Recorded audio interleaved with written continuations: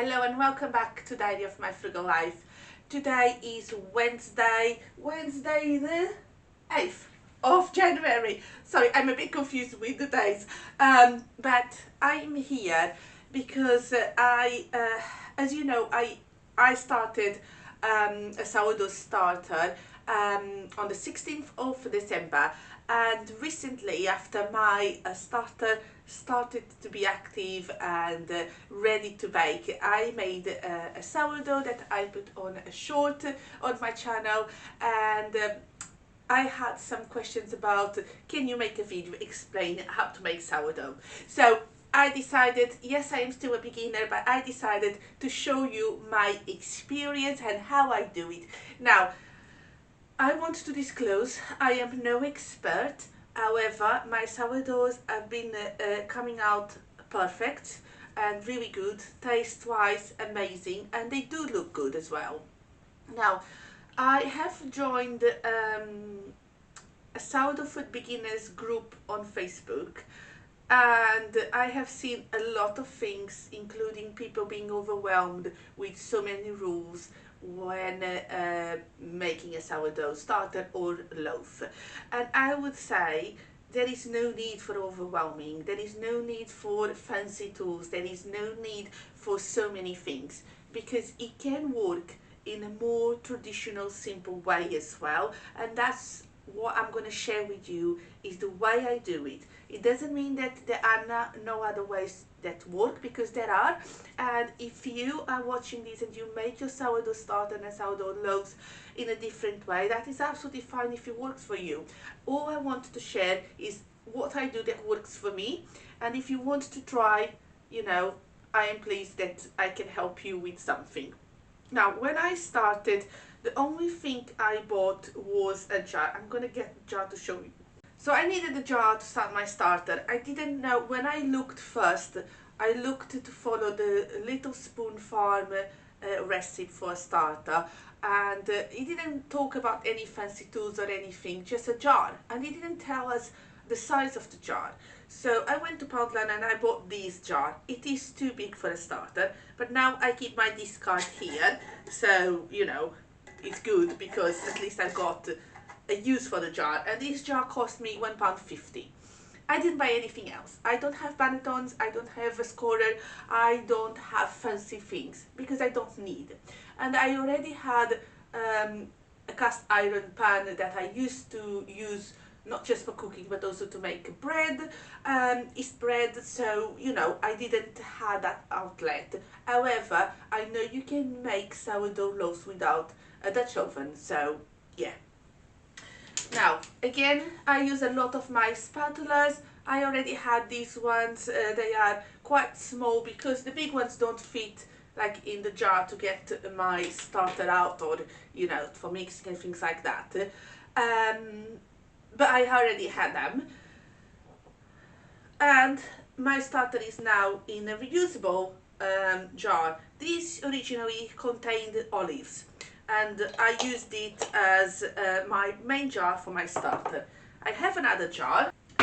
This is my second jar, and this is the jar I use when I want to feed my starter and have some for making bread. So I'm going to use this today, and this, as you can see, it had a salsa sauce basically. So I'm not paying for fancy things. I am not going to go down the route of having fancy stuff. Want to show you before I start, I made this experiment yesterday. I made some bacon and cheese sourdough rolls. They are delicious. So I am trying to experiment a lot of the recipes with sourdough, and I'm happy to share them with you if you'd like to watch them. So let me know if you want to know my experiments. But yeah, I'm gonna turn you around and show you what I do. If you want to know about how to make the first step for the starter, I think I've got it on one of my vlogmas, but basically you just need to use 50 grams of flour and 50 grams of water mixed together, put in a jar, add an elastic band where the starter is, and then you have to feed it every day. Leave it on the counter in a warmer spot in your house. My one lives in the living room because it's the warmest spot I found, and I cover it with a tea towel as well, so it's not like getting any drafts of anything. And on the day 2 you just stir the starter, you don't add anything, and then from day 3 you always have to discard. So I would say go to a set amount, so discard all but 20 grams of starter, add 20 grams of water, 20 grams of flour, mix well, add the elastic and put it again, and do this every single day. My starter needed 14 days to actually double in size, but my house is very cold. I have my thermostat control broken, so for me to have heating in my house I need to physically put it on and off. So because of that, my house is not always warm and cozy. A lot of the time it's very cold. This morning when I woke up it was 13 degrees, so that's why it also took me quite a long time for my starter to actually starting doubling.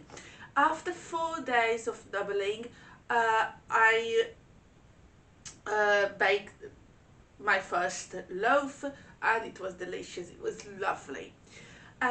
So yeah, it is a long process. Again, the baking is also a long process, but I will share that with you because I am making a dough today, and I will only bake the loaf tomorrow. So this video will be like all the steps until you have a loaf, and I will talk to you about timings and things that work for me. Again, think about it, my house is a very low temperature, so if your temperature in your house is a bit higher, it will be faster, the process. Okay, so let's start with feeding the starter. I've got my scales, again something I already had before.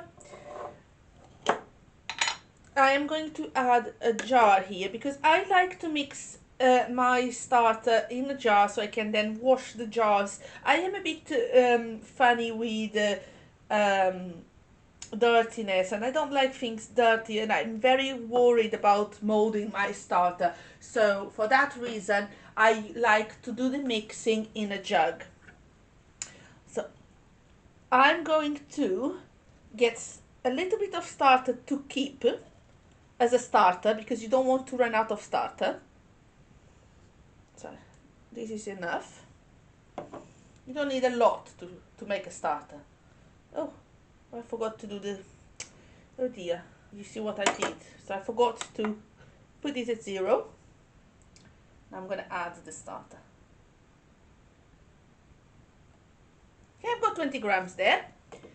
I've got some bread flour, so I'm going to turn it to 0.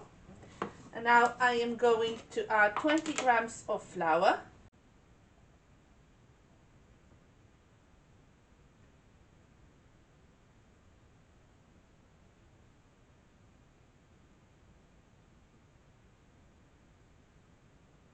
Okay, and now I need 20 grams of water.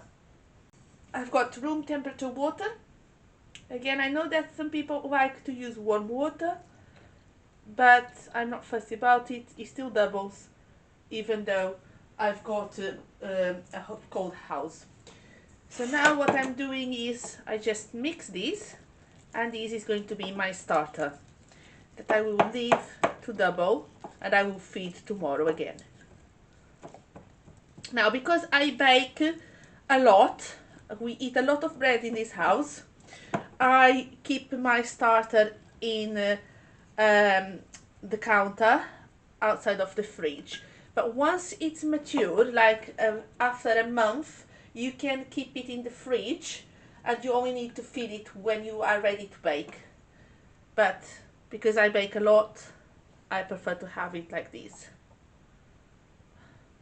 Now, as you can see, it is kind of thick cookie dough batter thing, and that's absolutely fine. I need the other spatula.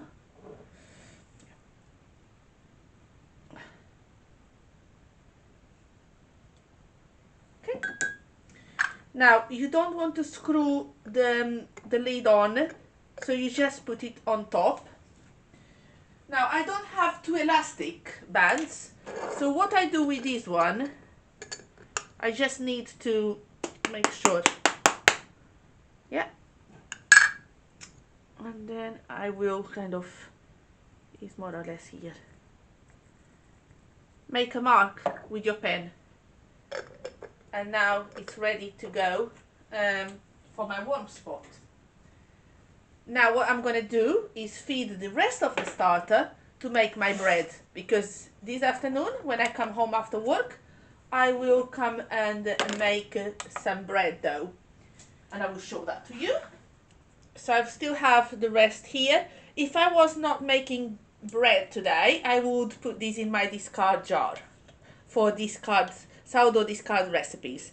I already have in this channel the sourdough discard waffles, and this, I think I also mentioned the sourdough discard short crust pastry.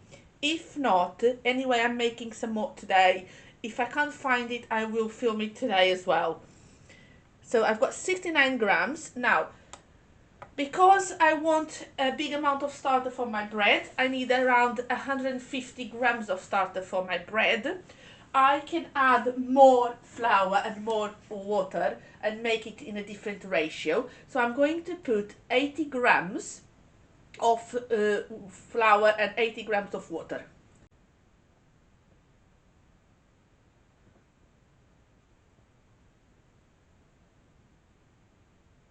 Again, you might do this differently from me, but this is what I feel like it works in my case.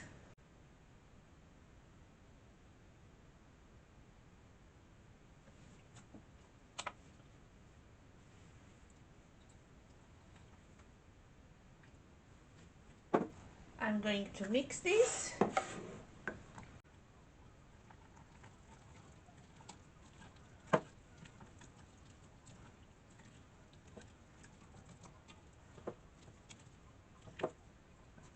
And now I'm going to clean my jar. When I've got another empty jar, I don't need to be washing this one all the time. But at the moment, it's just how it is. Because I am not going to buy things. You know, I think all this is because I really want to make things from scratch. Oh my god, this is just going too large. I want to make things from scratch, but I want to still live a frugal life. I can't live a frugal life if I'm going into consumerism and buying things just because in a group or wherever people talk about fancy tools. There's no need. You know, let's think about all the people long time ago that we used to make bread without fancy tools. Okay, again this will go and double size. I will just clean here.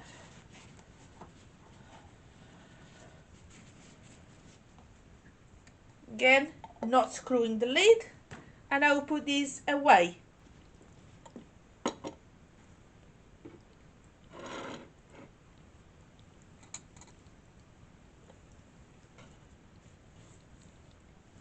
Now it's gonna stay here for a few hours, and when I come home from work, we will see how it is.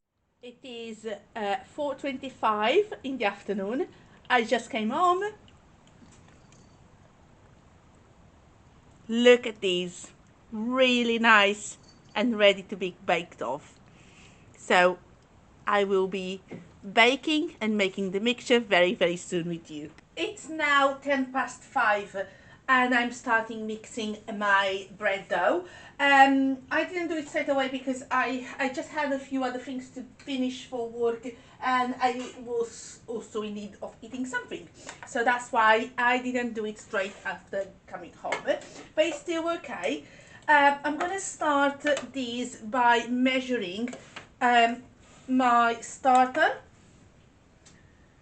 So I need 150 grams of starter. Hope you can see.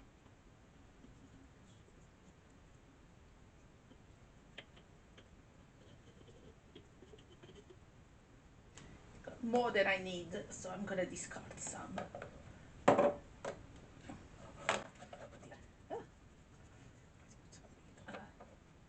Okay.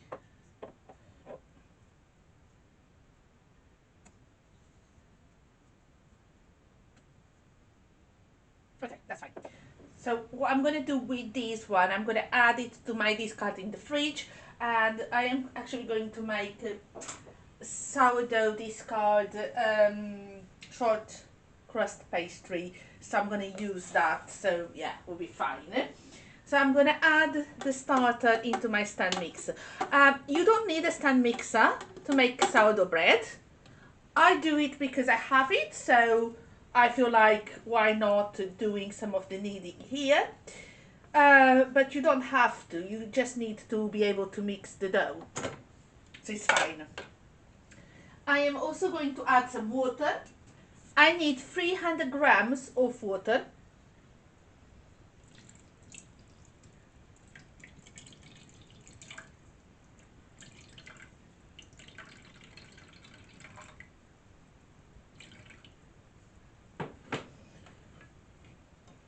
And then I can use the water to kind of scrap all these starter from here. Will help to make sure it's going in. Yeah, good. I'm going to do a first mix between the starter and the water.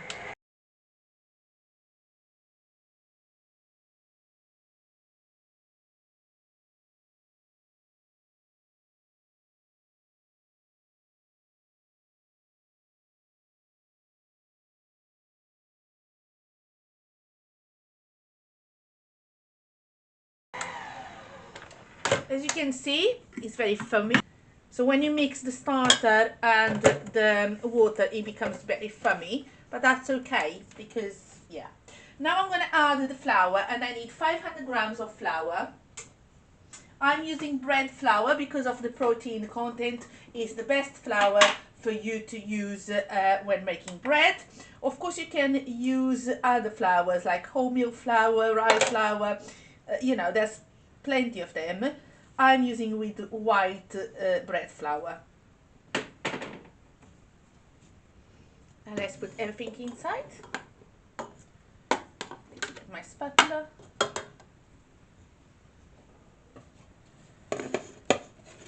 Again, let's break these.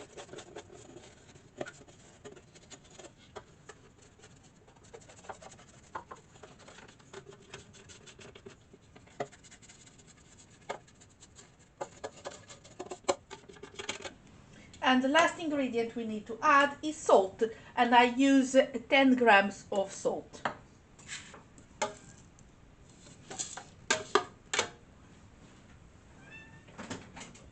And now we're going to mix again.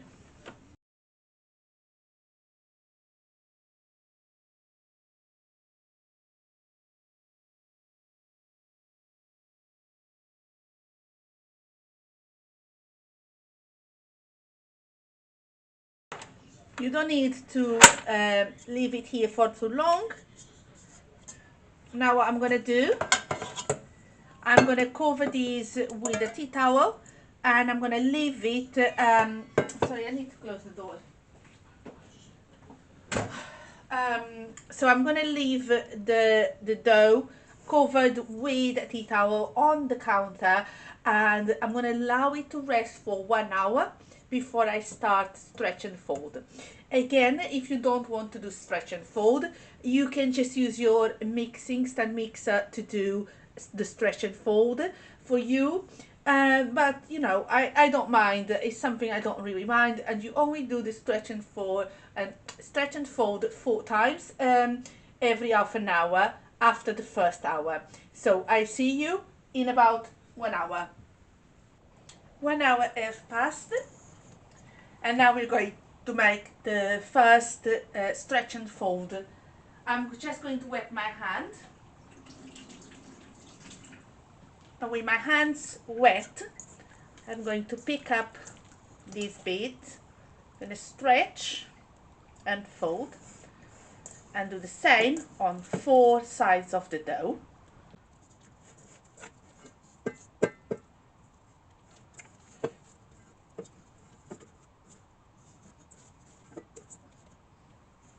gonna leave it here again, and I'll come back in half an hour for another stretch and fold.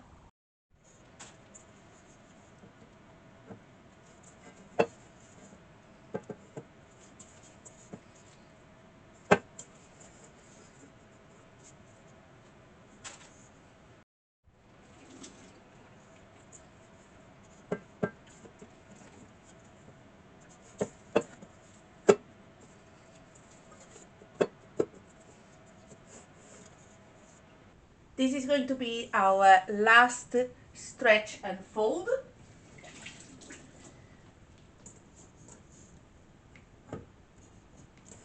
You can see the dough is getting more elasticated as soon as I start this stretch and fold.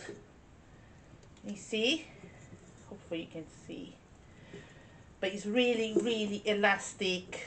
Let's see if you can see it.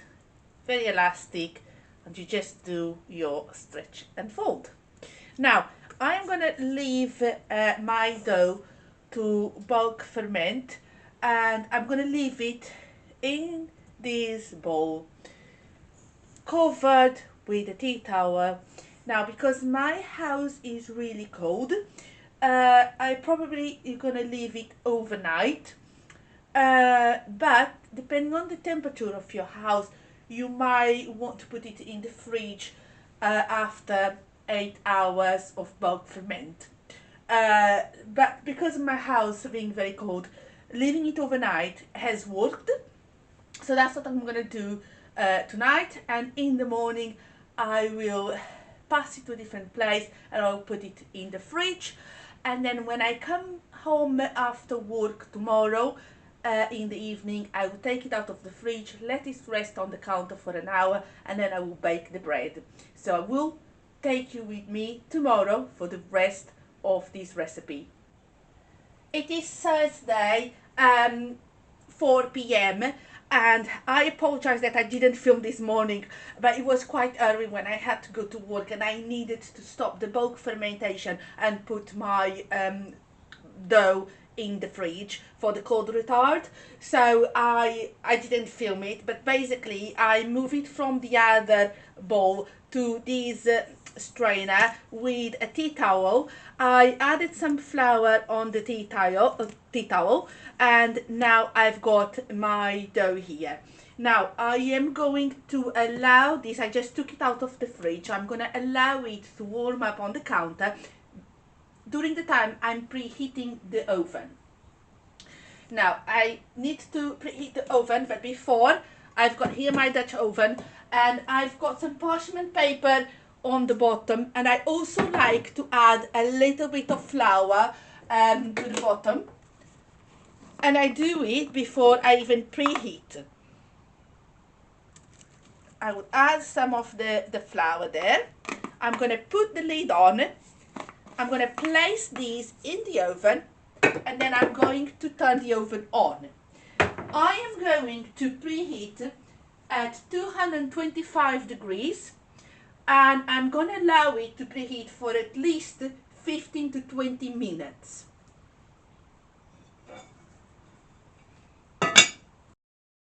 The oven is preheated, so I am going now to transfer the dough into the oven.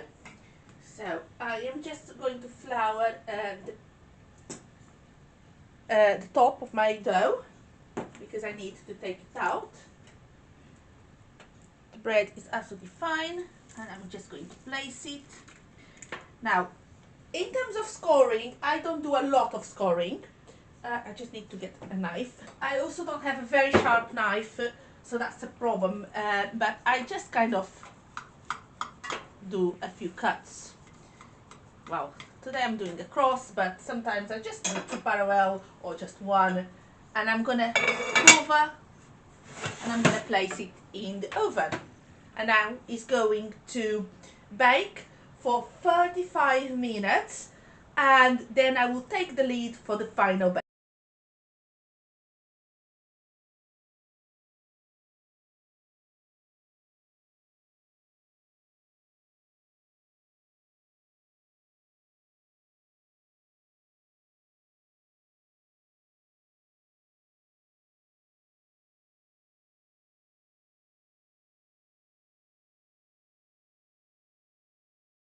it's much later and my bread is completely cooled down, so we can now cut and see the inside.